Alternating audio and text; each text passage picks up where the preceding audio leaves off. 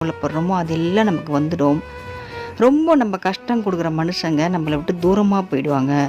நம்ம ஏதாவது ஒரு விஷயத்துக்கு நம்ம மனசு வலிச்சு கவலைப்பட்டுட்டே இருந்தோம்னா, அந்த விஷயம் கொஞ்ச நாளைக்கு அந்த பிரச்சனையே இல்லாத மாதிரி பண்ணிடுவார் முருகர். அதெல்லாம் நடக்கும் நம்மளுக்கு. இந்த மாதிரி மாற்றங்கள் நிச்சயமாக நடக்கும் நம்மளுக்கு. வேல் நம்ம வீட்டில் நிச்சயமாக தங்கிடும். முருகன் அனுப்பிடுவார். முருகான்னு நம்ம என்னைக்கு நம்ம வணங்க ஆரம்பித்தோமோ அன்றைக்கே வேல் வந்துடும். நம்ம ஒரு முருகர் படத்தை வீட்டில் வச்சு கும்பிட்டாலும் சரி, கும்பிடாமல் இருந்தாலும் சரி, முருகனை உணர்ந்தாலே முருகன் காப்பாற்றக்கூடிய கடவுள் தான் நம்ம முருகர். நிறைய அபிஷேகம் பண்ணணும், காவடி தூக்கணும், செய்யணும்னு செய்கிறவங்களையும் விரும்பி ஏற்றுக்கிறாரு.